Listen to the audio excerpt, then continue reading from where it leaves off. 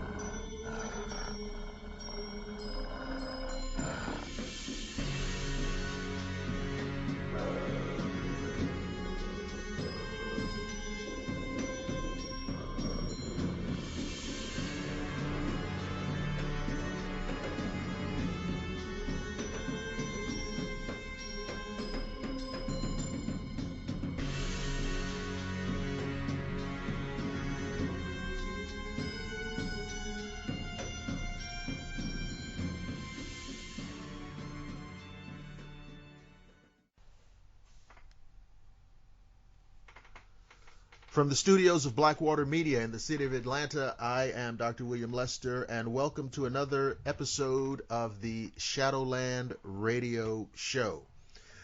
As always, I like to begin the program by thanking all of the people who have shown support to the show, all of the people who've subscribed to our YouTube channel. If you go to YouTube and just type in Shadowland Radio Show, our page will come up. It says Blackwater Media. It's there. You see the logo. You can listen. I think we have about 27 shows there archived. And we've gotten a lot of new subscribers in the last couple of weeks, so I want to definitely thank you for that support. Also on Facebook, the Shadowland Facebook page, you can also listen there. We have the episodes archived. Also on Google Plus and at shadowlandradioshow.com. Any one of those outlets will let you listen to full-length, uncut versions of the show. Now, let's get down to business. As you guys know, I love talking Bigfoot. You guys heard the conversation with Charlie Raymond. You heard my conversation with Bill Munns, and it was just incredible. So I want to kind of keep going on that, except I want to take it up a notch, I believe. I'm going to bring on a gentleman named Mark Zaskey, and he's going to give you not just, the bare bones of Bigfoot, not just the is Bigfoot real and why it's real, but we're going to go really deep into this conversation about why this creature has not been brought into the mainstream field of zoology or biology or anthropology or whatever else we need it to do to be recognized, and the psychology behind it, the worldview behind it, the social construct. We're going to get into all of those things. So without further ado, Mark, are you there? I am. Absolutely. Well, thank you for being on the Shadowland Radio Show. Start off, Mark, if you would, by telling the listeners all about you and how you got to this point with this question of Bigfoot. Okay, well, I was born in Ohio, and from the time I was my earliest memories, my family hunted. And they would recount stories. Mm-hmm. There were, the legends. We would get the stories coming out of western Pennsylvania. I'm from Youngstown, so that's the northeastern corridor of Ohio. Right. And my family would hunt in Pennsylvania, and so we were privy to those types of stories. I think it was more of a kind of a boo kind of situation where they would try to scare us as kids. But I started to develop an interest in the subject from a very early age. We camped a lot as a family in the North Woods in Michigan. My grandfather was in the National Guard, And so we spent time up there, and my brother and I began tracking actually at a very early age. We moved to Florida in 1979, circa 79, 80, somewhere in there. Mm-hmm. And immediately I was exposed to the reality of this species' existence. The first week that I was here, we had moved to my uncle's horse ranch, and on that ranch we actually we had I think 11 horses, and it was an equestrian area. And back then, in the early 80s, Palm Beach County was largely undeveloped. And so what I see happening now in hindsight was basically the development at that time was moving further west. As you know, I'm sure you're aware, Doc, Florida was settled from the coastline inward. Right. And with the exception of the agricultural zones that are in the middle of the state around Lake Okeechobee, which is basically a mud basin. It's some of the most fertile soil in the country.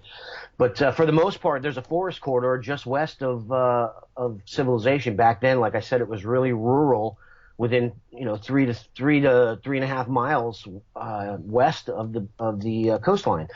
So when we were as a civilization moving west, developing those areas, interaction I think is what was going on, and I was exposed to reports of that on a monthly basis, pretty much. Construction workers, horse ranchers, police officers. It was a regular occurrence. People were recounting stories of their horses being attacked.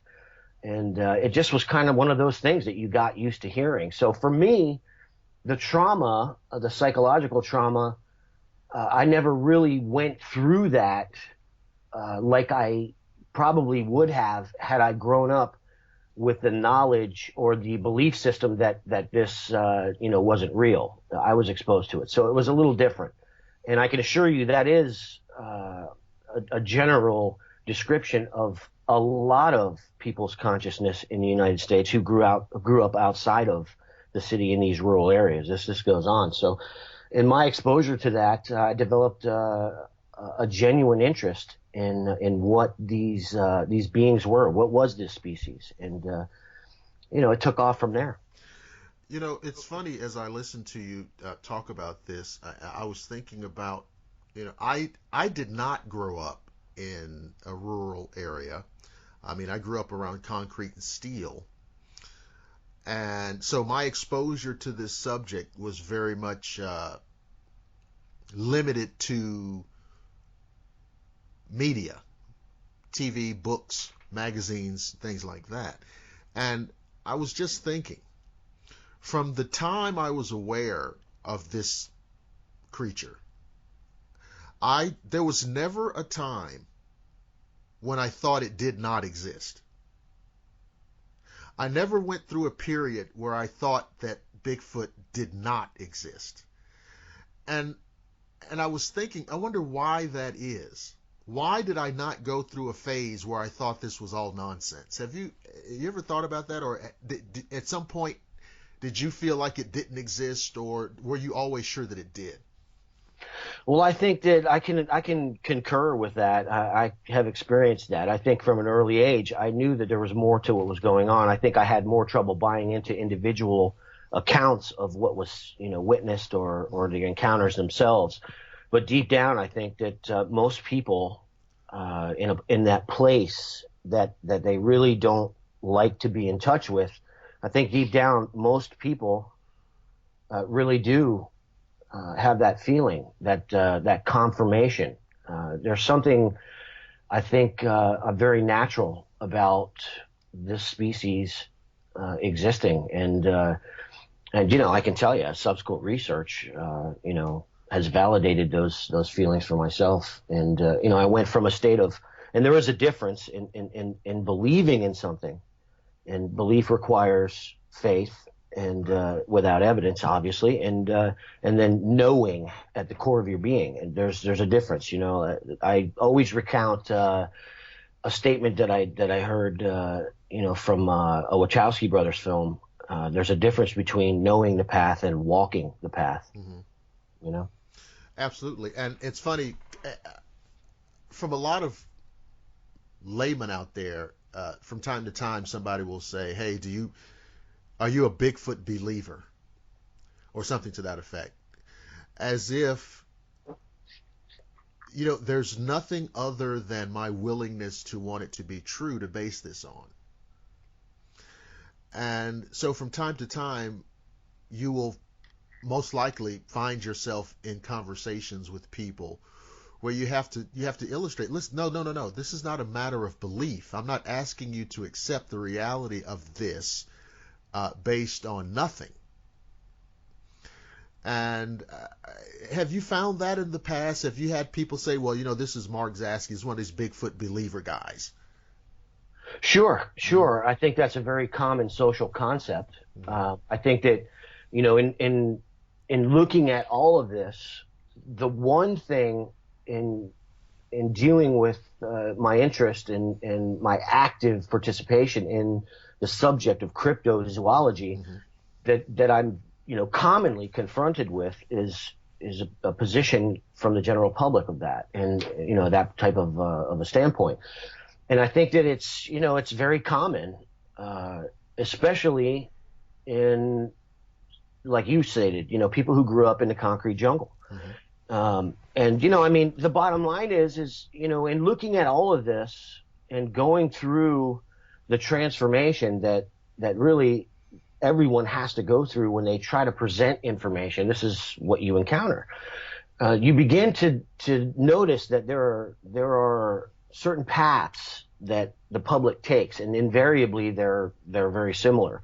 And so you recognize patterns, and in those patterns there are like in a poker game, your opponent has tells, and so I began to look into those things. What I see happening is evidence of a very real, as you stated before, social construct on this subject in particular, and in trying to develop information, in looking at that and how to present the information so that the public can educate themselves on what really is going on, because I'm a firm believer that mass cultural programming does exist, in particular where there's information that has a potential to disrupt the status quo, or one of the terms I like to use is the social consensus trance. I think that there's a very real possibility for the validation of this, the Bigfoot species, the bush Indian species, that's the term we choose to use, to disrupt the American consciousness and wake Americans up to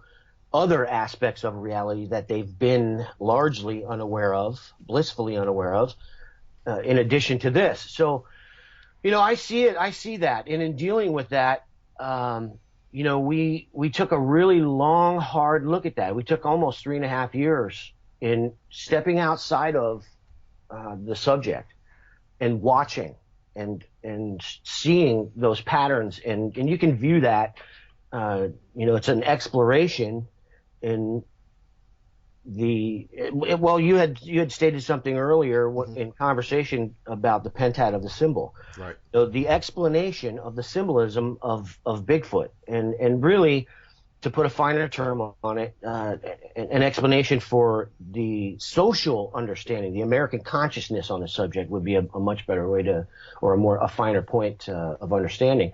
And you do see exactly what you talked about. I think that people are very uncomfortable, specifically because from the time we're born in America, we have an education system that teaches us a very linear aspect to reality. This is what it is. There is no deviation from this. This is what happened, and it's a one view system.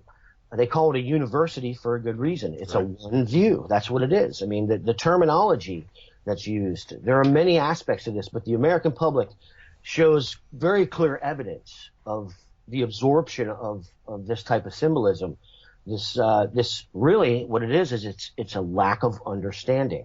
It's very simple. In my research, and I'm sure that you're familiar with this, there are two aspects of physical reality. There's man's construct, and then there's the physical world that exists outside of that. Those are the two realities on planet Earth. Exactly.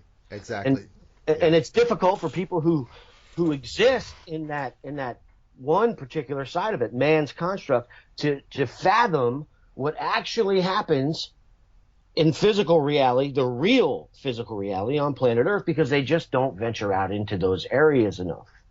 So that's what we're left with. We're left with the very real psychological trauma that this information causes the public, and all of the symptoms of that. We get the should we kill one? If it does exist, bring us a specimen in. This is ridiculous. There's a myriad of symptoms that we can view that is evidence of this consensus trance. And it's just that the public generally doesn't take it deep enough to come to those conclusions. We're dealing with a very real species, and that's the bottom line. Let me tell you something. I think what you're saying is so true. And let me tell you, and some people might interpret this as an extreme direction to go in. But I think what you're saying is so true that if some hunter, tomorrow or next week were to kill one of these creatures, and the creature's carcass was hauled out in front of everybody in the world to see, media, scientists, general public, anybody and everybody, there would still be a contingent out there who would not be persuaded. And as incredible as that sounds, I absolutely know that that would be the case. And so the idea that we need a body, and I frankly lean in that direction in terms of confirmation for the people who recognize the physical reality, like you just alluded to. Mm-hmm. But there's always going to be somebody who says, "Oh my God, it's a false flag," or something like that. I think those are symptoms of what you have been talking about. They're symptomatic of the culture that we're in, where people have been so indoctrinated one way or the other, they don't even know what's real when they see it. Yeah, and that really is, what we've concluded after a 3.5 year investigation into how it is that we have 10,000 documented sightings, right around 10,000 documented sightings in the continental U.S. Okay. And we believe actually that only about 1/3 of all eyewitnesses come forward specifically because of what we are talking about right now. There's a stigma associated with it, and they don't want to have to deal with it. They already know. They're intelligent enough to know that if I open my mouth about what I just saw, I'm going to lose my job, or people are going to start thinking I'm crazy. I'm sure as hell not going to share it on social media. And, in the end of the day, what I see is exactly what you just said is probably an accurate statement. I also have done enough research into that aspect of it to understand that most of those people have motivation to do so. I think that, developmentally, the purpose behind the American's consciousness and development of what we see in the public through the symptoms that we are witnessing is consumerism. I mean, this is a business. America's a business. There's no way around it. Correct.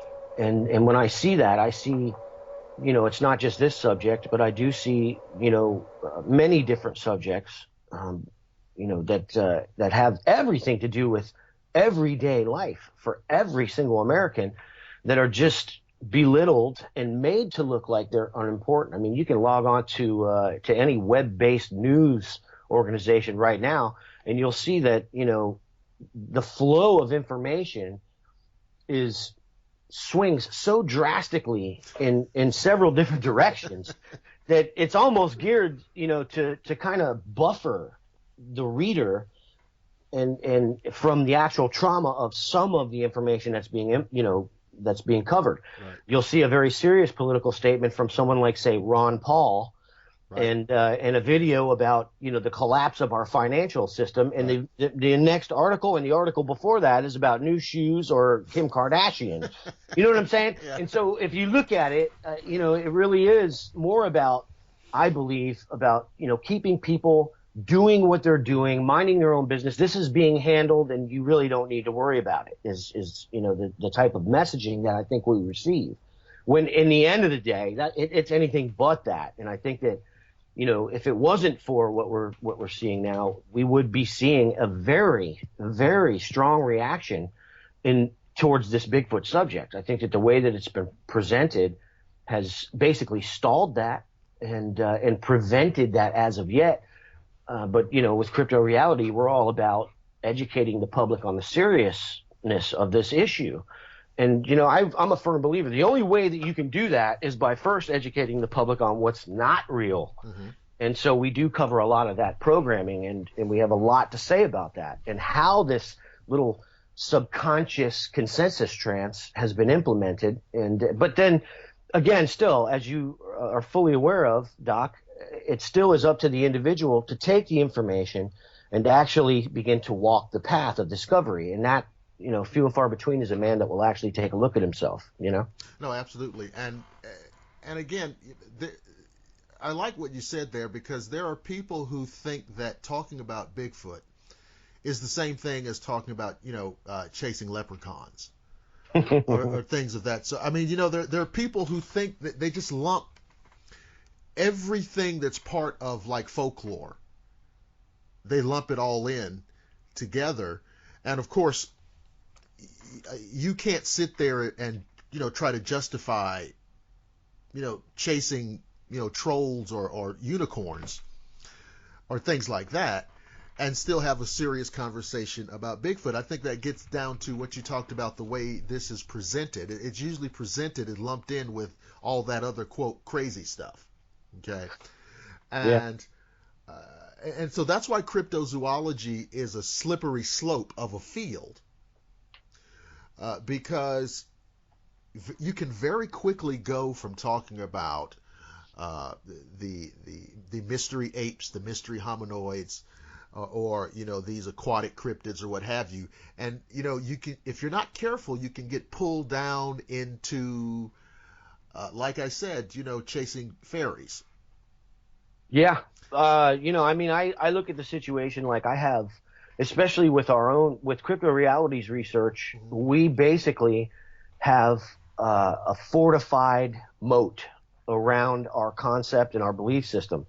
We don't accept, and it begins with terminology. The word cryptozoology has been labeled, the term cryptozoology and the science of cryptozoology to the public, they've absorbed a symbolism that basically has created the belief that this is a pseudoscience. Mainstream science will call it a pseudoscience, which is basically a false science, or science conducted by individuals who are not accredited and looking into things that are not real. It's a false science. It can't be real. So from the beginning of any aspect that you look into in cryptozoology, the subject itself has been labeled a pseudoscience. So by the same people who actually at a technical level are cryptozoologists. Right. Science at itself is supposed to uncover new information. It's supposed to discover new species. Cryptozoology at its core, by definition, is the core definition of science itself. But the public has absorbed that symbolism that you just spoke about. So when they see these shows, and programming is a big aspect. It's a very big aspect of how we develop information, to present to the public in our videos, where we look at programming over the last 30 years on the subject, and what we typically see is that there have been two sides of this subject presented. Mm-hmm. In the end of the day, you've got an eyewitness who comes forward and says they saw something, and then invariably you will see that there's another side to this. But really, the man just came forward and said, this is what I saw. Why is there not an investigation being conducted into what he said he just saw? First of all, the guy's a highway patrolman. Second of all, he filed a report as to firing his weapon at what he witnessed, tearing apart the front end of an elderly gentleman's car. And then there's another statement, a witness statement, the elderly gentleman who basically corroborated what the police officer said. I ran into something on I-75 out in the Everglades. I didn't know what it was. It looked like a giant monster. It then got up off the ground, started to tear the front end of my car apart, at which point, all of a sudden, flashing blue lights, and this is the eyewitness's point of view, and then he hears gunshots. Well, this is corroborated. This happened. This was in a police report. And yet, because all of this terminology has been absorbed by the public, a statement, even coming from a highway patrolman off of the Florida Highway Patrol website, will absolutely mean nothing. Right. And it again reinforces the reality of the power of the semiotics of this subject and symbolism and the absorption of terminology, what the public buys into, the strength of repetitive programming on the subject. Because had this subject been presented in its actual physical reality, we would be having a very different conversation right now. I can guarantee you that. Could you imagine if that highway patrolman, could you imagine if he were sitting on a witness stand in a court, in a court of law, and just imagine that this sighting or this incident had been somehow part of a criminal investigation or a pursuit of a suspect. You know what I'm saying? And this patrolman had to get up and sit on the witness stand and testify as to the series of events that were involved. And all of these things about the creature and the tearing up the car and firing his weapon at the creature, all of this had to be part of his testimony. Oh, man. I'd love to have been there. I'll tell you that. Right? Because there's only two outcomes, right? There's only two outcomes here. Either, the judge, either they play it straight and they just take his testimony as is, or they try to brand him as a kook. Oh, yeah, definitely. You see? Definitely. But the problem is, if he is a lucid, observant, competent officer during one part of the incident, then he didn't go insane during the other part of the incident. That's right. You see, and so that's the problem when you bring this material into the realm or the arena of officialdom.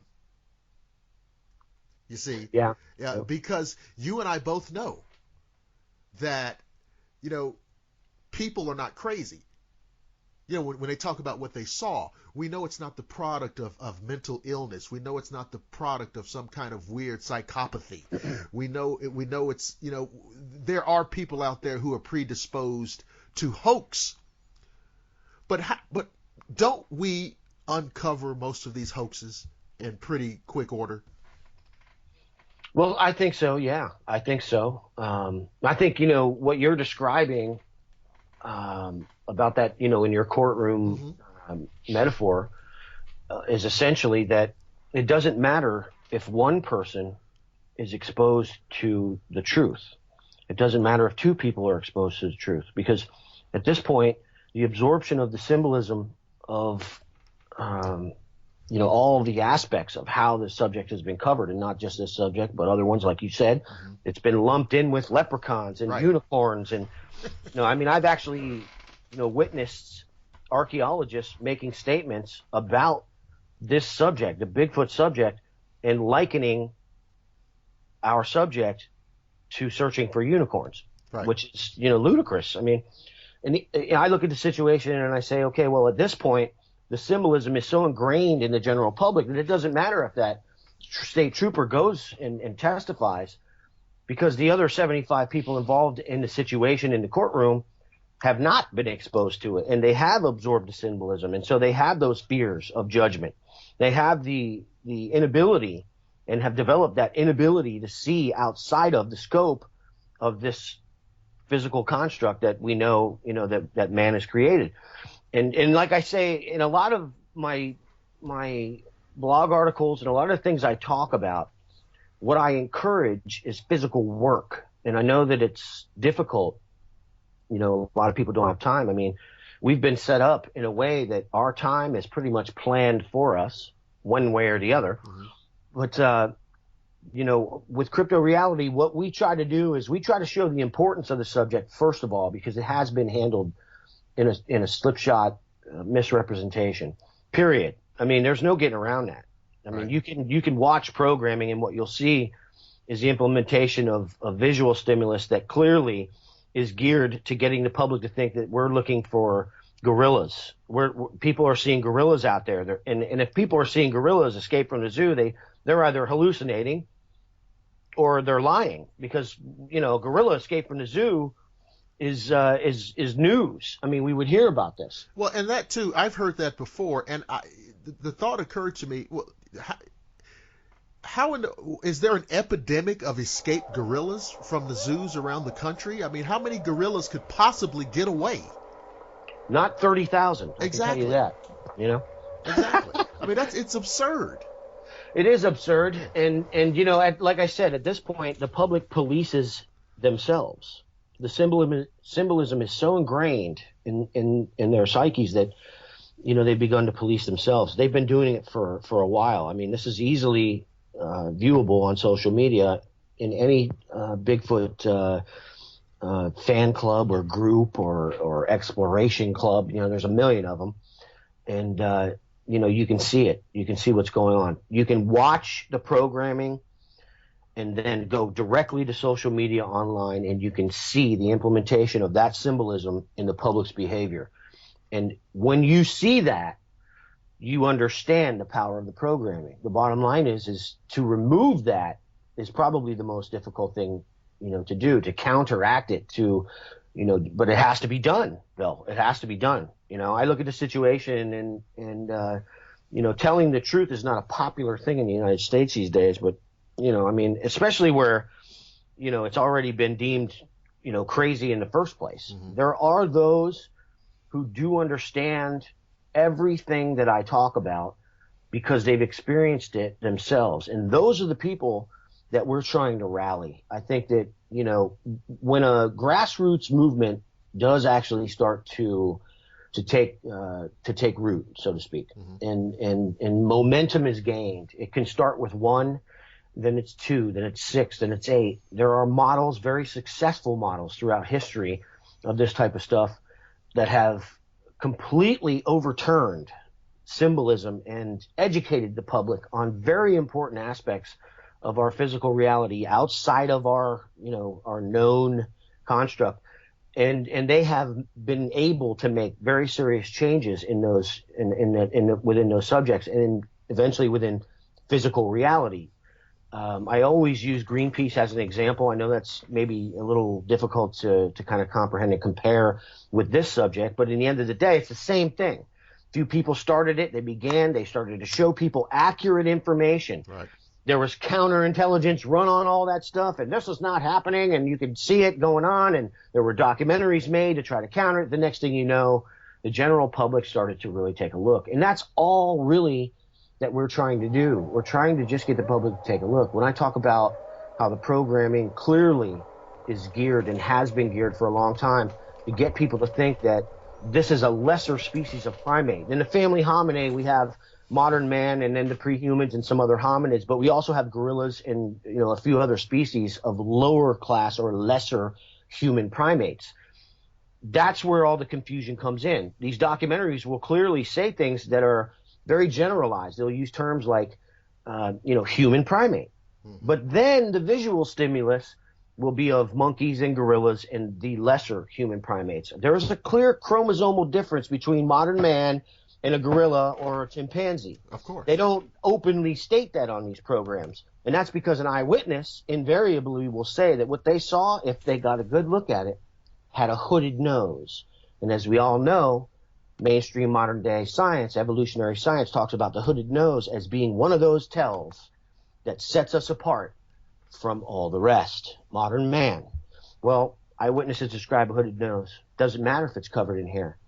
Yet these same individuals on this same type, on the exact same show, in fact, in several instances, will also say, after they talk about this hooded nose thing, that if it is covered in hair, it has to be an ape, and then they'll show images of a gorilla. So we're clearly seeing some confusing information being presented, first of all, and then the reinforcement in the public's mind that, look, this really just isn't that important. It's if it is real, if it's real, and we're not saying it is, but if it is, it's probably just some type of a monkey. Right. And that's clearly not what's going on, because if the public had absorbed what an eyewitness clearly sees over the years, and all that programming was truly honest to what the eyewitness says, then we would understand as a society, as a culture, that we're dealing with another species of man. And that's the reality of what's going on. I think, see, that really, and I talk about that, and people, I mean, you want to see somebody's head catch on fire? There are people who don't like dealing with this subject specifically because they don't want to get down into some real hot conversations about human origins and Darwinism and things of that sort, because they've kind of hypnotized themselves out of that particular reality.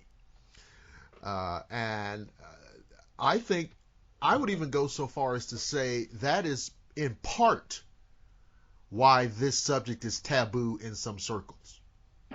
No, I definitely agree with you on that. You get down into who we are and the reality of human origins, human development, the process of evolution, etc. And so when you talk about, and this all segues perfectly into this on the Crypto Reality website, you have a phrase here called the unavoidable truth. So what, in your mind, how would you articulate that? What is the big overarching truth that we just cannot get away from here? Well, it really is what I just stated. Okay. I think that, with everything that I've witnessed myself, I am an eyewitness on 3 occasions now. Since we've had a conversation, I was in my research area on Sunday and had another encounter, physical encounter, where I had one actually approach the area and got a good glimpse at them. They're so intelligent. The second that I turned my head to look at the movement that was about 60 yards away, bam, it was gone into the bush. And I got a pretty solid look at it for about 2 seconds. And it was probably the same individual that I saw 2 months ago. One of the things that I think the unavoidable truth covers quite a few different aspects of it. First of all, yes, it's real. There's no getting around that. If you disagree with that, it's probably because you haven't looked into it yourself, and that's the bottom line. So there's an unavoidable truth there. Skepticism is ignorance. That's not an insult. It's a state of consciousness. And if you don't look into this subject, get used to being in it. The other unavoidable truth is that what we're finding in our field research is very simple. That, yes, they're covered in hair. Yes, they're very large. But they also have hooded noses, and they very clearly display both human intelligence and emotion, very real emotion. And we've witnessed on a few occasions several different aspects of emotional intelligence, which I think is something that, first of all, I found it to be really the most fascinating aspect of all of what we've witnessed in the last 7 months of intensive field research for our film series, The Unavoidable Truth. But also, scientifically, I look at it, and the symbolism that I absorbed over the years, I have found to be inaccurate. That's why I'm an adamant supporter of reprogramming the public on this, because the unavoidable truth is that we're dealing with another species of man, archaic species of man. Yes. Are they wild? Are they wild animals? Absolutely. But they're men. There's no doubt about it. This is a species of man. And we see that in, I can tell you this, if I go into the field 7 times out of 10, I am toyed with like a child by these guys. And in at least one of our research areas, I should have already been killed, but I've been afforded tolerance because of the emotional intelligence that they have. I have been had things, very large tree branches thrown at me, and I have been growled at in very close proximity, a couple of feet in the pitch black. But there was always this governed response. The response is always, invariably, directly correlated to my aggression. And I approach the situation in the field with aggression because that's what I get response from. And these things are so emotionally intelligent that they do not overstep and become overly aggressive. That's what I've experienced so far. That's not to say that it won't happen, an overly aggressive response. But so the unavoidable truth, I think, is Doc, that we're dealing with an archaic species of human. And I know that, in looking at the pre-human or hominid or hominoid or homine catalog, the way the public has been presented that as well, it's very possible that from the fossils that they have managed to find over the last 200 years in their search to actually validate evolution, which, by the way, is still theory, they have forensically reconstructed those skeletons without hair. Right. And I could tell you absolutely that what I'm witnessing in the field, in crypto realities field research, is absolutely the evolved species of man to this planet. There is no doubt about it. Whether it's undiscovered or they already have the bones in one of these pre-human or hominid or hominoid species, we don't know yet. But these things, they are so comfortable in environments that we just are not meant to be in. And I can tell you, I mean, in the last 7 months, I've had many broken ribs. I've had poison ivy so many times. I've had thousands of cuts and mosquito bites and bug bites, and I felt so uncomfortable. And, that's not even in their presence. That's just trying to get into the area. The bottom line is I don't feel evolved to planet Earth. And I've done a lot of looking into this in the field. And I can clearly tell you these guys will lay in bushes and in areas and just like it's a waterbed. They have no trouble laying around with 700-800 flies buzzing around them and, thousands of insects, ticks, you name it. And they're just evolved to this environment. That's what we're witnessing. The unavoidable truth is that we're dealing with something that's evolved to this planet, period. And again, another reason why there are those who don't really want to get too deep off into this issue, because you can hear, now just listen to it's almost like a faint echo. Just listen to the inference of what you're saying. You see, if you suggest that these creatures are perfectly evolved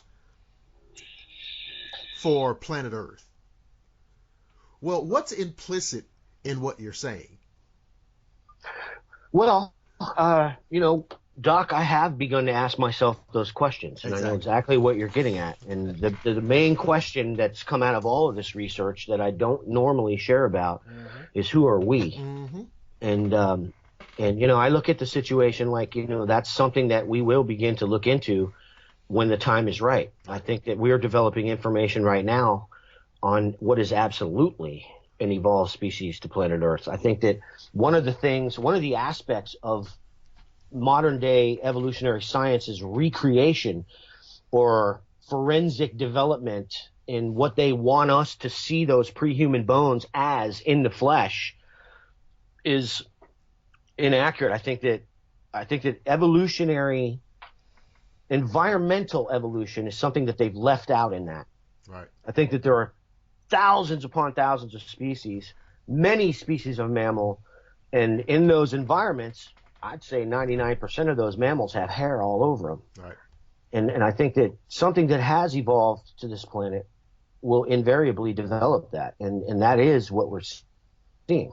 And that does force the question. I actually wrote an article called Devolution a few years back, where I posed a few questions to the general public. Ask yourself why it is, if you evolved to this planet, that you can't walk out into the middle of a snowstorm naked. Why it is that you can't survive in the Sahara Desert naked. Why do you need to create and develop an environment for yourself if you evolved here? I think that these are valid questions when considering the evidence that we're finding in our field research with the Bush Indian, Bigfoot subject. The amount of so much junk DNA in us, and these questions that that can't be ascribed to just the natural processes, and you talked about linear education in the past. Well, although like you said, there are aspects of the Darwinian, of the theory of natural selection, theory of evolution, that are, I feel, supportable. One of the things that is kind of a misdirection is this idea evolution is not necessarily linear, as it's presented in the old traditional evolution chart, where they show, you know, a less developed primate and a progressively more developed primate, more erect, more biped, up until like a modern man. That's really not how it works, but that's exactly how it's represented. It is represented like that. I'm actually a firm supporter of environmental evolution. I think that we can witness that in ourselves. I think environmental evolution in every aspect of our lives, in every possible variation of American citizen, the different cultures, the different, we see environmental evolution. Oh yeah. You know, and then again, in the physical realm outside of you know where we exist, it's very, very simple to see. It just takes a lot of effort to go and see these things. But the bottom line is, you know, they don't, if you look at it, environmental evolution is not a very popular side of the evolutionary thing. And I think that the reason that is because it will begin to cause people to ask answers. There are those excuses they have. I read a paper by a guy that said something about salmon. Salmon was why, like, we started to eat fish in some area or something, and that was why we lost our hair. You know, and it's like, well, you know, how much hair did we have? I mean, I've been to the Smithsonian. I've been to the Chicago Field Museum. I've seen, like, you know, the way you paint us up. And at the end of the day, if you take that same sculpture of a pre-human or an early hominid and you put hair all over it, that's what I saw yesterday. It's alive. It's still running around. That's the silliest thing ever. Well, why don't grizzly bears lose their hair? I know. I mean, there's probably a paper on that. Right. There's somebody trying to cover this. And you know, when we look at that aspect of it, that really is the crux of the problem. We look at science, and at their core, a scientist, when they're young, the mindset of the individual that will become a scientist, somebody's very curious and they want answers. They want to explain reality. Who are you going to try to pigeonhole in the first place? Are you going to try to pigeonhole someone who's easily persuadable? Absolutely not. This guy wants to know things. Let's develop some information, because we need to have these answers so that we can control these individuals. Because the bottom line is they're going to start explaining things when they start looking into this. And do we want that? Let's make them jump through a few hoops. Let's make the money not as readily available as they would like, so that they do have to jump through a few hoops in order to get the funding. And let's preclude the possibility of them going off this path and that path by dogging people who do and refusing tenure at universities to those individuals. So then we have, again, the psychological absorption of all that, that you've got a formula for, I don't want to go there, and I'm going to just mind my own business and study snails for the rest of my life. You know what I mean? Can you imagine? That's basically what's going on. Could you imagine what kind of progress might be made if we could bring the resources of, I mean, forget the rest of the world. Just think of the resources of American universities, colleges, with all of these primatologists, all of these anthropologists, all of the resources that we could generate. Could you imagine what would happen if we could bring that to bear on this issue, and we could just kind of be real about it and stop playing this game that seems to be going on between the mystery hominid community, the mystery hominid research community, the mainstream scientific community, the general public, and the media. There's a game going on there. Oh, man. I could actually. I say it in some of the videos that I make now, and I've been saying it for a while, that let me put it this way. We planned and executed a physical field research campaign in 7 months. And in my opinion, with over 1,000 tracks from 3 research areas. And I've caught these guys on film 11 times. With that information alone, we have concluded that this species is real in 7 months. And that's going at it I would say 30 to 35 hours a week outside of the studio to make the actual videos and present the information. 30 to 35 hours a week of physical research. I would say that in 1 month, with those resources you just said, the public would have absolutely no idea that this species is, or no doubt that this species is real, because mainstream science, with their vast financial resources, would have no difficulty doing it. That's one of the reasons why I laugh at programming on the subject. You've got one popular show that gets between 2 and 7 million viewers a week on the subject, and they've had 5 years and an innumerable amount of opportunities and vast financial resources, and haven't been able to do a single thing other than make the eyewitnesses that so graciously come forward with courage and present their encounter to the public look like they're not telling the truth. Right. And then they go out there with lava lamps and disco balls in the forest. And they don't understand why. And that's, you know what you just said there. They humiliate these people on TV. What is that about? I mean, I understand that it's a TV show, and by definition, it's just it should be viewed from the perspective of entertainment. But what is this about? Just getting these people to open up about an experience and then just kind of humiliating them.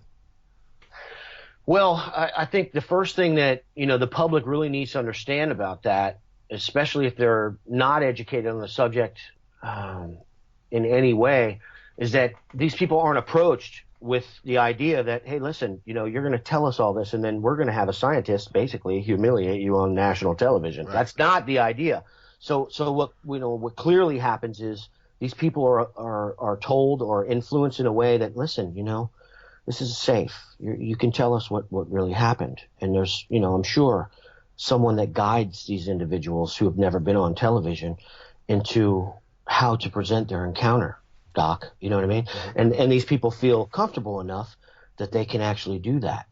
Unfortunately for them, the production company that makes that documentary or that show then has to sell that to a network, and the network makes them sign a contract that probably includes some type of a narration segment or final say on editing. And in that process, or maybe it's before that, it could be both, but in any case, there's another side of the story that's implemented when it doesn't exist in the first place. This person just said this is what they saw. You have we'll use the one that we're talking about. We both know what it is. There's a town hall meeting, and there's 200 people who are in that meeting. And whether you know it or not, I have inside information that lets me know that those individuals were invited by name to that meeting. This wasn't a whoever shows up type of deal like the way they present it. This is a very controlled environment. And I have several different people who've been on that show who've come and complained and agreed with me about television programming since they've begun to read my blogs and told me what goes on behind the scenes. At the end of the day, this is all shrewdly guided. That's what programming is. That's what no one understands, is that we look at it, and we are, like you said, we're supposed to view it as entertainment. Well, educational entertainment. In the end of the day, what's really going on here is it's being shrewdly guided, like I said, and it's being shrewdly guided so that they can implement the use of terminology that precludes the possibility of any of that being valid. And if you look at it, the public has already absorbed those terms. The terms we're talking about are misidentification. Misidentification. Okay, first of all, are we in a courtroom? Because I don't remember seeing the eyewitness being on a witness stand. I thought he was, had a safe place to provide his encounter and what he saw. The next thing you know, you've got a scientist using all these terms, or even before the eyewitness account, the terms are supplanted. Most eyewitnesses claim da-da-da-da, and then the narrator will say something like, could it be misidentification? Could it be hallucination? They'll even have psychologists come on and say, something really off the wall sometimes, like, well, we evolved from, these primitives. So it's, one aspect of our evolution that we may mentally project images into a forest when we're out there. I mean, we're reaching now. You know what I mean? But this has all been absorbed by the public. Swamp gas. That's right. That's right. So when we start to hear these terms, they're very familiar to the general public. When they hear misidentification, without them even knowing it, they're not taking this guy seriously, even though he may be so absolutely credible. First of all, he may be a police officer. I actually have police officers contact me that have been on those shows and tell me what happened. This show is not about finding anything. This show is clearly what it is. And, I mean, I don't want to get in any kind of trouble with, slander, but I can tell you this. What's going on here is obviously not what the public's viewing. Invariably you get that other side of a case that doesn't exist. Obviously, if someone says, I saw this, and 15 other people were there and saw it with them, or even 2 other people, when a scientist comes on and says, I just don't see how this is possible. Well, of course you weren't there. Right. But if you take the time and you start to interview people and you start to actually conduct real field research when you go off trail, and that's the important thing, you actually go off trail. I mean, the general public may see one every once in a while on a trail that's, in a place, but the bottom line is you have to begin to go into these areas. Serious field research is conducted in very serious situations, and these people don't do that on these shows. They'll take a helicopter to the middle of nowhere, and they'll spend tens of thousands of dollars on chopper flights and all this stuff, when the bottom line is people aren't seeing them out there. Not that they don't live out there, but if you look at the sightings catalog, these things are seen within miles of the town. That's why they're seen. People don't spend a lot of time out in the middle of nowhere. They're driving through the country one day to have a picnic, and this joker jumps across the street in front of them, and they're like, what? So this is not a situation where you have to be in the middle of nowhere, but that's the way the public is educated on the subject. So, hey, listen, I'm in agreement with you, man. I mean, it's ludicrous that we're going through all of this. Yeah. I mean, it's like I said, if you take the research community, the mainstream science community, the general public, and the media, you can see this really silly game that's going on here. And you have why would you ask an anthropologist at the University of so-and-so to comment on this creature when this individual hasn't spent 5 minutes looking at the information? All you're going to get is the very predictable, I don't see how something like this could exist. That's what you're going to get. Yeah, and that's what we have got. Okay? But if I say to you, I don't see how this can exist, well, that's a ridiculous statement, because if you don't look into it, you're not going to see how it can exist. Yeah, okay? that's definitely our primary message at Crypto Reality. People say that, oh, yes, you're a Bigfoot researcher or you're a Bush Indian researcher. Mm-hmm. That's incidental to what Crypto Reality is about. Bigfoot research is incidental. What we're about is educating the public on the very simplistic nature of how validation has been thwarted for over 100 years. And it comes down to words. It's very simple. The public has absorbed terminology that basically enables symbol absorption. And that symbol very clearly says none of this is real. Right. None of this is real, and it certainly isn't important. What's important to you is what's coming on in this commercial in 30 seconds. And make sure that you get that antacid, because the next 20 minutes of this show is going to freak you out even more. Right. You know what I'm saying? So that's what it is. I mean, and this is the saddest part. The same people that are lying about all this or producing programming that is full of misinformation and disinformation are making millions upon millions of dollars off the same people that are being victimized. That's and right. No one wants to take a look at this, Yeah. And, it just occurred to me, I was thinking about working with people in mainstream academia, and what happens? Let's just say you've got Dr. So-and-so at this university, and he may be predisposed to take a second look at what you're talking about. Well, what's going to happen when he looks at your research and he looks at this, and this, what's going to happen when he goes back to his university and the department chairman or the chancellor or this, put the kibosh on him? See, that's what you're up against. That's what you're up against. Because you might have this scientist over here, these guys, they may be predisposed to think there's something to this, but whatever institution they're affiliated with is going to clamp down on them. They just are. They just are. No, that's very real. That's very real. I think, if anybody who's conducted any serious field research on this subject and then tried to present information to mainstream science or someone in the academic community has been exposed to what you just, spoke about. Mm-hmm. Myself, I have been exposed to that kind of stuff. I have a tendency to be rather straightforward and in dealing with the academic community. And I use the information that I have to get my point across to them. I think that, it's difficult, but I'll give you an example. In 2005, I actually started Crypto Reality to help another Floridian who had very real footage of an unknown species of marine mammal. It appeared to be some type of a seal that was here in the state of Florida. I remember that. Yes. And he came to me, and I was actually in the process of developing a field research campaign for bush Indian research, and I had been in depth going over a sightings catalog and developing field research theory on where to go, and it had been a few years, and I was into it, and I was just about to start planning my field research when this gentleman approached me, and it was through a friend. Something, these things happen where people say, oh, I know a guy who's into that, Yeah.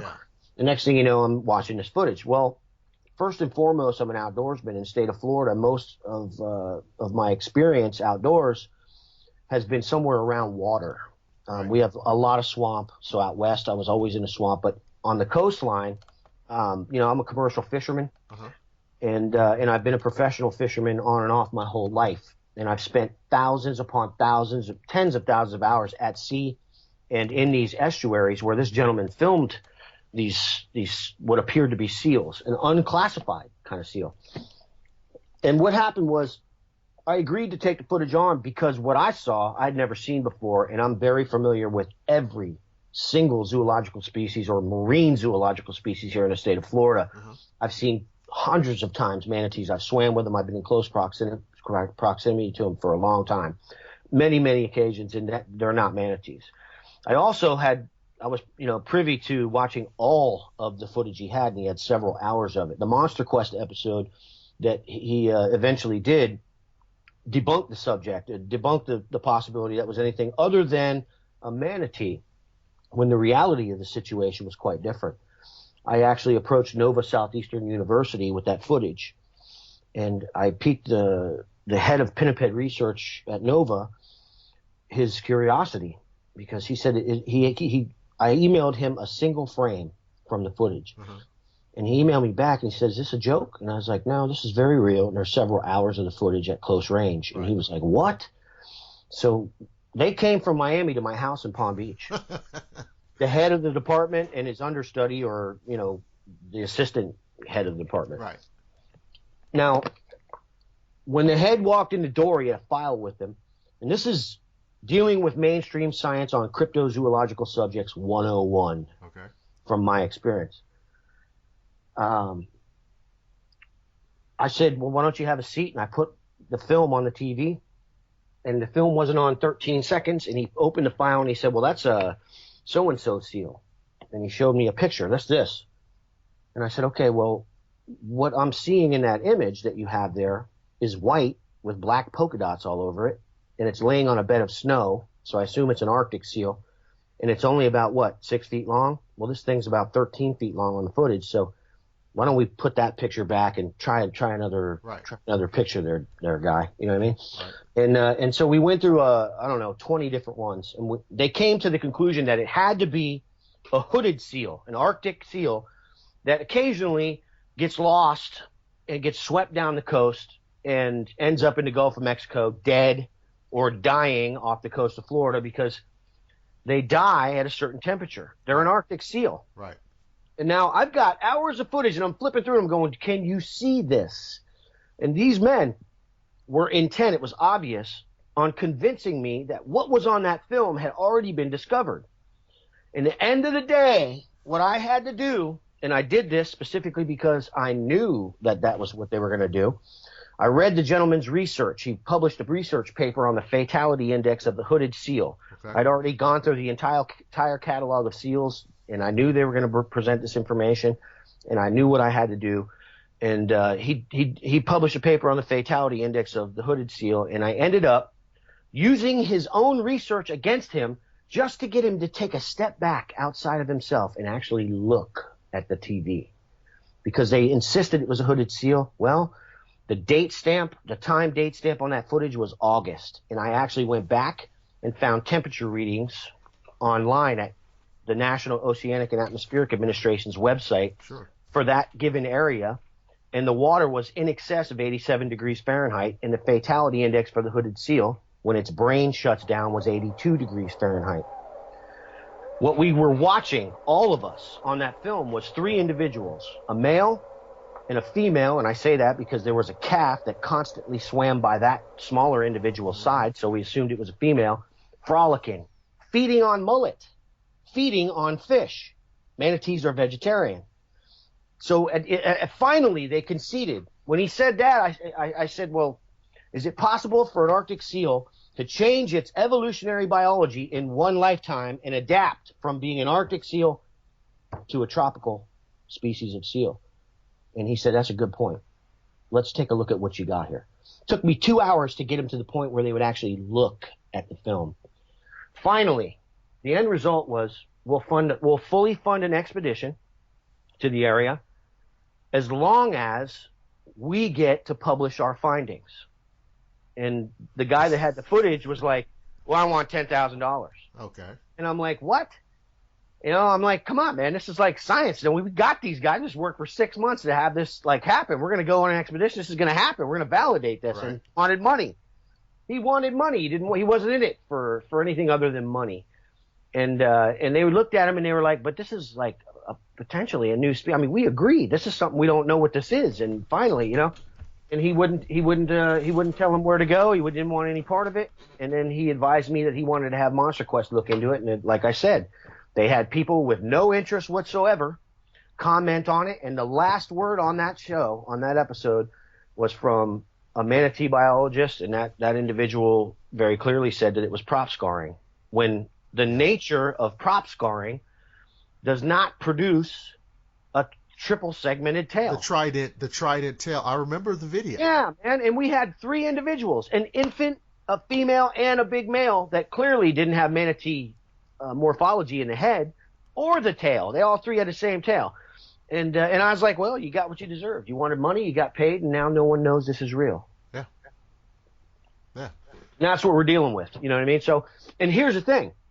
We encountered that level of resistance, and we had to go to the depths we had to go to just to get these academics to actually step outside of their own preclusions for 5 minutes and objectively watch a piece of film that very clearly, high definition film, from 3 to 4 feet away. This thing approached my friend's tripod that was standing in the water and peeked its entire head out from 3 feet away. You can clearly see that it's not a manatee, and they just wouldn't look. So that's the kind of resistance that we're facing. And that isn't even a biological specimen that presents difficulty for the scientific community. Right.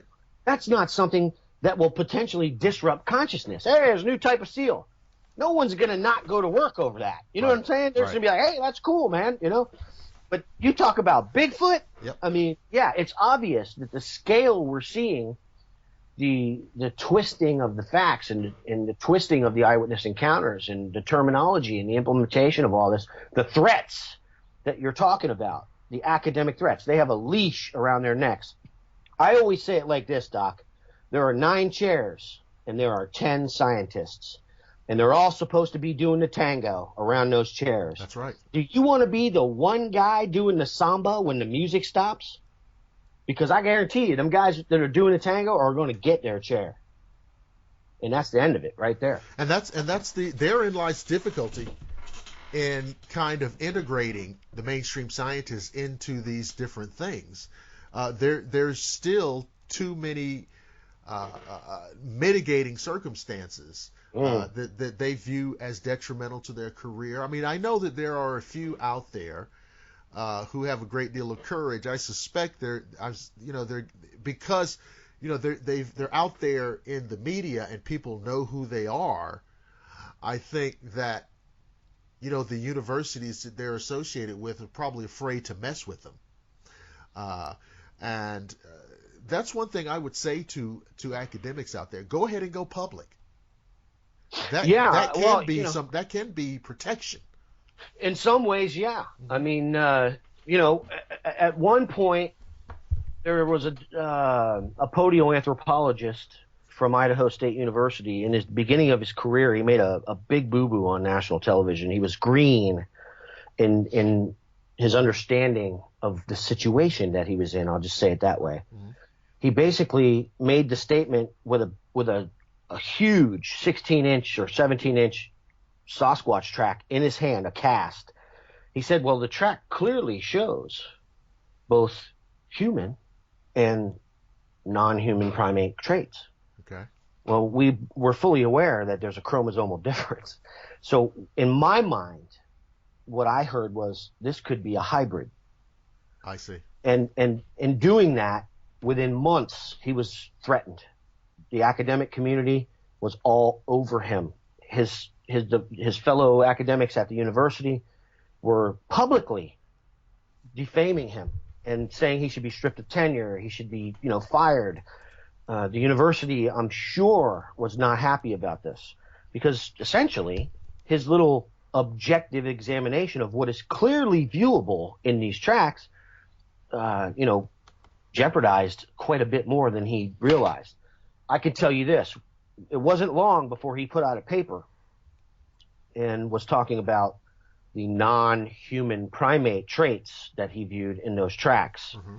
There was no mention of what is so obviously are, human toes, and none of the aspects of the track that would lead the public to believe this was a man of some type, a new species of Homo sapien. None of that was mentioned in this paper. So I think, I can't say for sure, but it's obvious from the trail of evidence that someone said, you need to fix this. You know what I mean? Oh, yeah. And I would do it now, and I would do it without even any question. You know what I mean? Because this is not okay. And I always say, listen, a couple people looking into it is not mainstream science participation. In regards to what you said about the conundrum that they face, they need an outside intervention. And that's why with Crypto Reality, we've started an organization. We're actually working on a couple of different things to get it formed up correctly. And it's called Bigfoot Researchers United. Okay. And the Bigfoot Research Council. And what it does is the council works in conjunction with Researchers United. And what we want to do is we want to start an activism campaign to confront mainstream science so that the people that are serious in the academic community will then have a safe place to come forward. And not only that, but receive funding on the subject. Because what we intend to do is use that curiosity that the public has on the subject, those 3 to 7 million viewers or 2 to 7 million viewers a week, to generate support for this campaign so that there are millions of Americans that, listen, this could be another species of man. I think it's important. If it's an ape, nobody cares, Doc. You know what I mean? No, but if this is another species of archaic human, why isn't evolutionary science concerned? They say they're looking for the missing link. Well, thousands of Americans have clearly seen what could possibly be the missing link. What's going on here? So let's get some activism. Let's go to some universities. Let's confront the NAS, the National Academy of Sciences. Let's petition the Royal Academy with millions of people behind them. And let's see if we can get something done here on the serious side, because nothing's being done about this.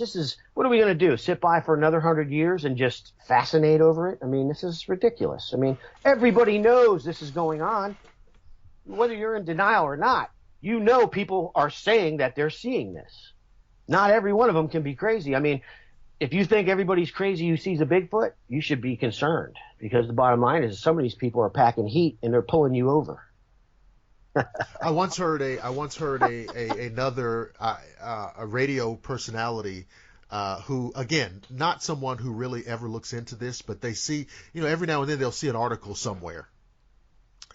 And this particular gentleman said, oh, this Bigfoot stuff, this is just the product of mass hysteria. Those were his exact words. Mm-hmm. And I thought to myself, now, it can't be mass hysteria because masses of people aren't seeing Bigfoot. Now, there are a lot of sightings, but I don't think that the diagnosis of mass hysteria quite fits. But that's an example of what, a kind of armchair guy who only hears about this from time to time would say, because in his mind it's just nonsense. And the only thing that's real to this individual is just, what he can see, right in front of him. Whatever he sees in the newspaper, whatever he sees, on the news. This particular gentleman that I'm referring to is an advocate of officialdom. Mm-hmm. Whatever the official story is, he stands behind.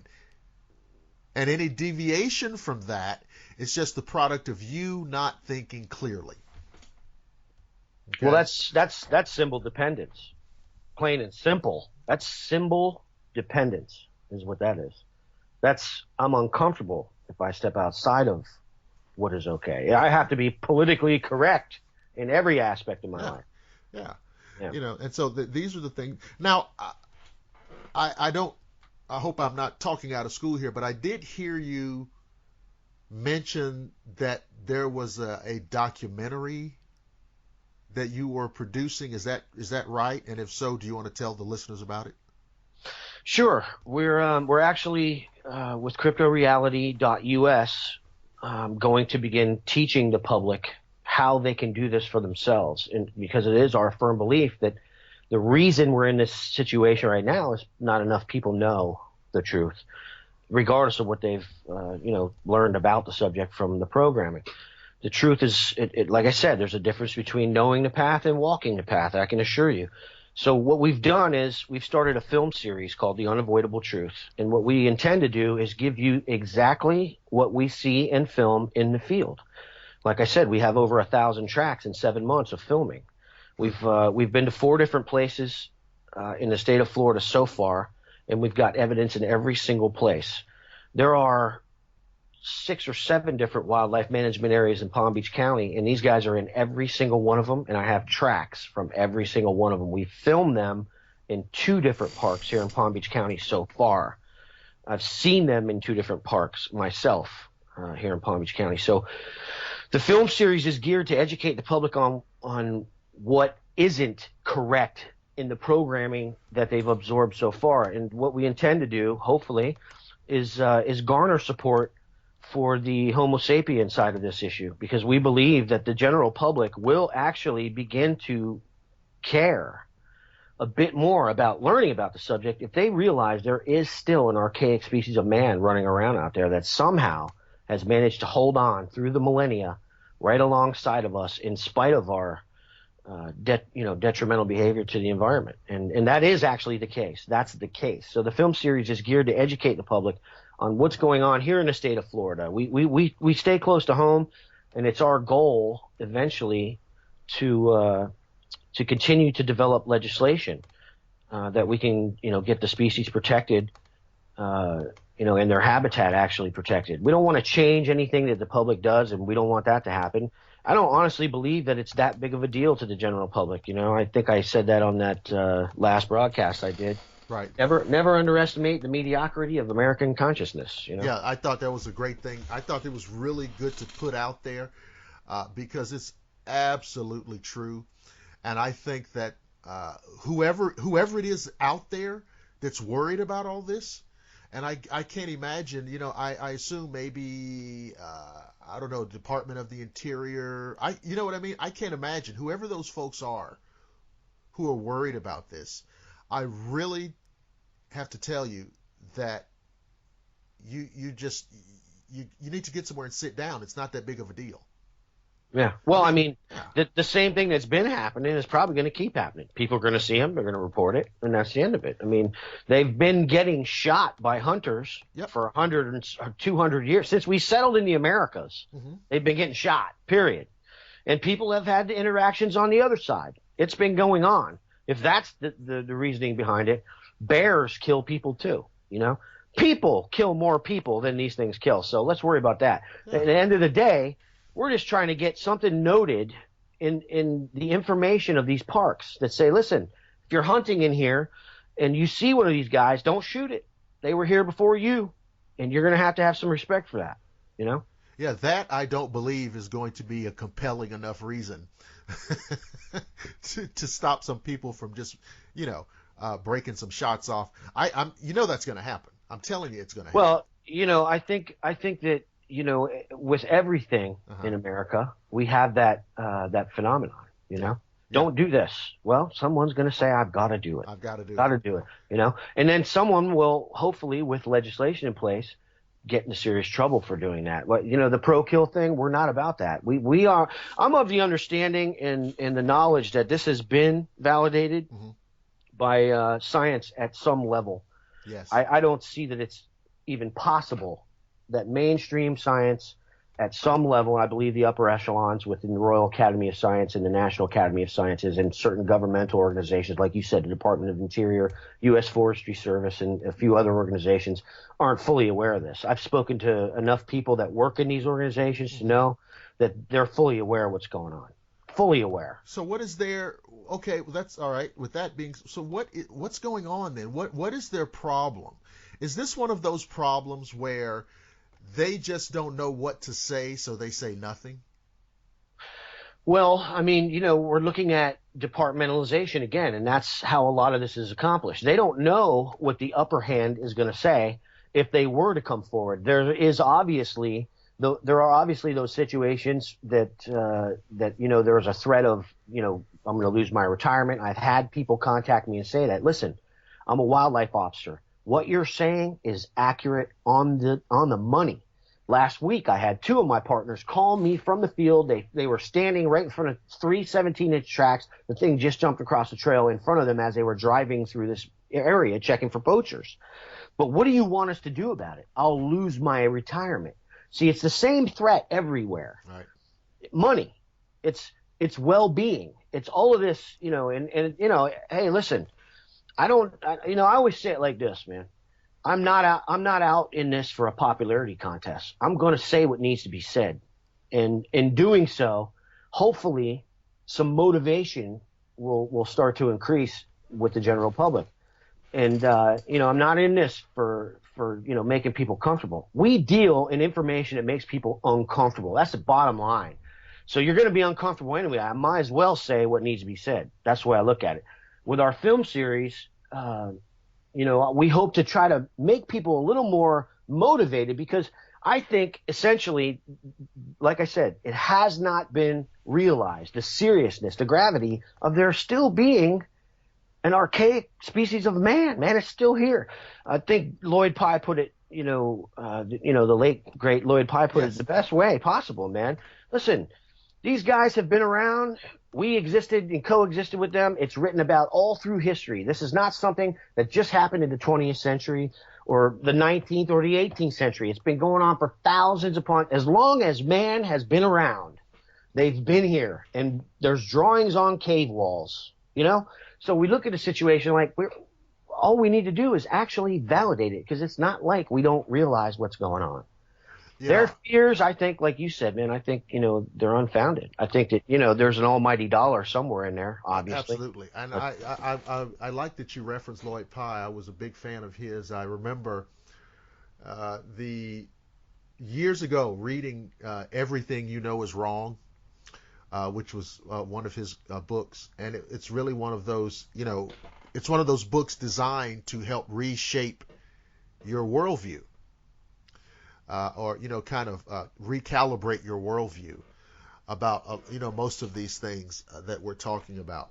And yeah, I have wondered, what is going on, because I know that this thing has been validated and confirmed at certain levels of officialdom, and that there's a kind of stagnation that happens, a kind of paralysis that happens high up the ladder in the corridors of power, where they don't know what to say, they don't know how to say it. So they just don't say it. They just don't say anything, and they just kind of sit back and observe. And I think I think it may be very similar to things like UFOs. I think there's a realization that a certain day is coming. A certain day is coming when the game is up, and we will just be prepared for that day. But until then, we'll obfuscate, we'll dance around, we'll kind of boogie-loo and funky chicken too, and we'll just kind of, these kind of things. And I think really that's what's going on. And I think it trickles down to the university level, to the official levels, and it trickles into pop media, to pop culture, and it's translated into pop culture into some of these ridiculous television shows that we're not going to name, but everybody knows what we're talking about. It's the one where they, you spend hour after hour looking at things through night vision. Oh yeah. I mean, what you're very clearly describing is their semiotics. I mean, the bottom line is semiotic studies are very real. It's how information is developed to control and manage American consciousness, the consumer consciousness. How do we keep them focused on work and spending? And yes, we're gonna entertain them because it's a huge facet of, we can't let them get too bored. You know what I mean? They start asking too many questions. We need to explain some things, and the reality is most of it is explained away, not explained. Right. So, Mark, now I know you talked about your film series. So now, where can folks go online to access all of your projects and your information? Well, you caught us a little early. We're actually in the process of building our site, which will be, I believe, the first of its kind within our subject. We're going to, it's called cryptoreality.us. You can actually go there now. It's under construction, and there's a couple of brief statements and some photos on it. But the movie will be available there. We are actually going to have a membership, and we're going to provide all of the necessary information on how you can begin to educate yourself on the reality of the subject outside of the mainstream programming. And all of that information is developed directly from field research that you can actually view. So we're going to take our members with us into the field, and some of that will actually be live broadcast. We now have the ability to broadcast live from the field. So our movies will also be available to our members. It's going to be members only. You won't have to worry about any kind of skepticism or skeptical comments or dogma or anything like that. If you want to learn about the subject, it will be a safe place because there is absolutely no commenting allowed. So if you are into this and you do have evidence, we're taking the voice out of the equation. Right. The voice of ill reason will no longer be, it won't be a part of crypto reality. So the research community will have a safe place to bring their stuff, and the public can come and view real research that's going on from the field with individuals who've spent thousands of hours in the field every year to bring the truth of this to everybody, So our film series, the first film is Bigfoot, The Unavoidable Truth, the Bush Indian, and it's going to cover and chronicle our field research. And here in the state of Florida, at home in the state of Florida, there's going to be three films in that Florida series, and then we're going to go on and work on a couple of different other projects. But for now, that's what it is. It's cryptoreality.us. We also have Crypto Reality on Facebook as well as YouTube, and you just type it on the search fields on any of those, and it'll bring up the pages. Well, folks, you need to be on the lookout for this, because if you're interested in this at all, I feel like it's a worthwhile thing to get involved, get behind, become a member, or whatever degree of support you want to lend to it. I think that you have to get behind something that's being proactive, and this is not just another thing where we're just trying to beat you over the head with the fact that this is real. This is a remarkable thing, really a historical thing. I've never heard of any kind of effort mounted like this before.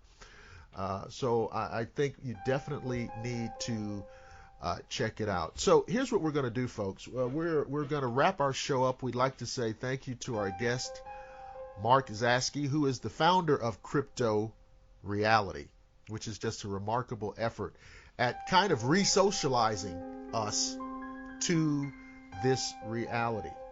And we definitely are appreciative to him and want to get him back on as soon as we can. I want to remind everybody that you can listen to the archived episodes of the show on shadowlandradioshow.com, on Google+, YouTube, and on Facebook. Also, don't forget to check out the show. We've got a very modest little store that we put on shadowlandradioshow.com. It's just got the official t-shirt and the coffee mug. So don't go in there expecting to see a whole, Walmart-sized shopping experience. It's just a coffee mug and a t-shirt. But check it out at shadowlandradioshow.com. Thanks to our guest, Mark Zaskey. And I want to remind everybody that no matter what happens, I want you to maintain your composure. Be cool. Don't freak out. Don't flip out. Because I promise that I will see each and every one of you again on the flip side.